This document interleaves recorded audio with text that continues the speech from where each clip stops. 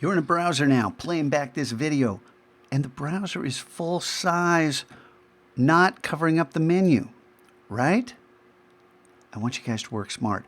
Work with me on this. I know it's hard, it's not intuitive, it will become so, and it will help you learn so much better when you can see the whole screen.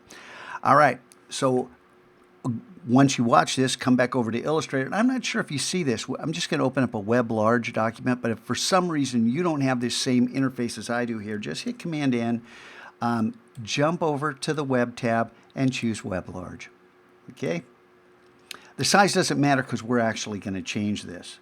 I'm going to hold down the space bar, get this centered. And then we want a black fill and no stroke. So right now I'm going to swap these out. Remember, work smart. Swap that out and then no stroke. So I've got a black fill, no stroke.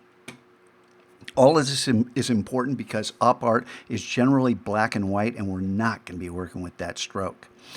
Okay, so grab the rectangle tool. If for some reason some other tool is active, just click and hold on it.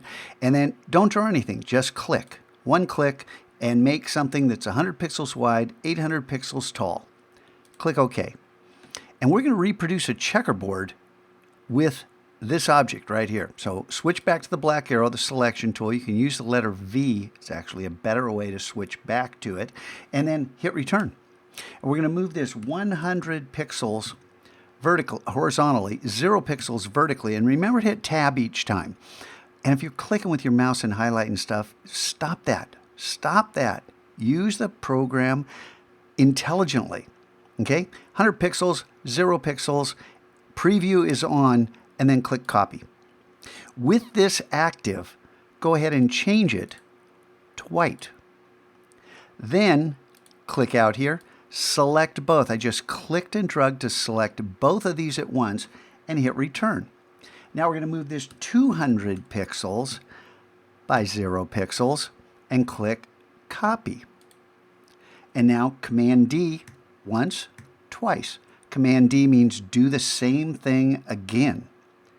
Now, we have 8 vertical stripes that we're going to make a checkerboard out of in Photoshop. But I want to show you something in between. Right now, if I deselect and click on one, I just have one object selected. I want to be able to group these, and grouping and ungrouping is something we're going to do all year long. Yes, you can right-click and select group. Yes, you can come up to the menu under Object and select Group. But if you just hit Command G, these are grouped. And if you hit Shift Command G, these are ungrouped. So being able to do that more quickly, Command G, practice this. Ungroup it, group it, ungroup it, Shift Command G, ungroup. Okay, so you got it down. So now, make sure when you stop practicing, you have 8 vertical stripes that are selected just by clicking on one because they're grouped. Now, what I want to show you here is not necessarily a big part of what we're doing, but it's a skill that you need to know. The artboard tool down here. Oh, and by the way, the toolbars, if your toolbar looks different than mine, Window, Toolbars, Advanced. Okay, not basic, advanced. I want that one active. And you're sitting on a big computer, unless you're on one of the little computers, and your program's full screen. Don't do that. Because when I point to a tool, you're going to be going, well, where is it? My toolbar looks different than his. Open it up. Let's work in the exact same interface so everything works great. Then I'm going to come down to the artboard tool. Hey, look, align to artboard. See that symbol right there? See that symbol?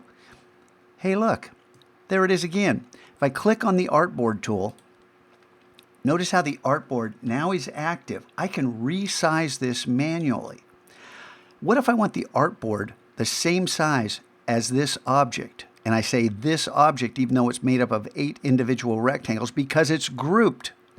And because it's grouped, I can double click on the object, and the artboard magically assumes these dimensions. Then to get out of the artboard, you can click on the black arrow or hit the letter V. Boom. You hit the letter V as a shortcut. Photoshop, it's the Move tool. Illustrator's a selection tool that I keep calling the black arrow because look, that one's black, that one's white. And I say, choose the black arrow, and kids click on that one. Okay, now, the last part. This is so easy. You're going to select this, and you don't have to click and drag because it's a group, right? Copy, Command-C. Now, this time, you're going to have to hold down Command and tab over to Photoshop. But because I'm jumping back and forth, I can do this with just one click. And then Command in, and we want, Photoshop's going to say, hey, you got something on the clipboard. Look, there's something on the clipboard, and it's the exact same size as our Illustrator file. You want to use that? And it's highlighted. Just hit return. Yeah, I want to use that. Now, yours comes out this size. I'm on a 5K monitor, and Photoshop recognizes that. Illustrator doesn't care. So my work's always going to be 1/4 the size of yours. So roll with it. Okay, I'll work at 200% here. We have something on the clipboard, Command V. Command P would be great for paste, right? But that's print. So think of Command V as vomit. Ugh. And you're going to paste this object that was on the clipboard in the computer's tummy as a smart object. It's really important this is a smart object because Photoshop is resolution dependent, and once this is a smart object, this is still a vector. And when we edit that smart object, it's going to open up in Illustrator. How cool is that? Hit return to accept that. We're almost done with our checkerboard. There's 2 steps left. Well, 3, I guess.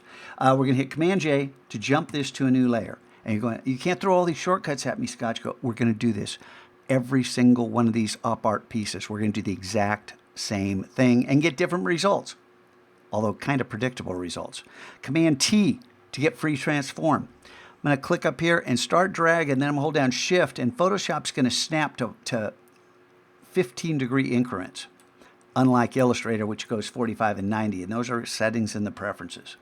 Okay, then hit return to accept it. Last step, change the blend mode from normal to difference. Boom, checkerboard.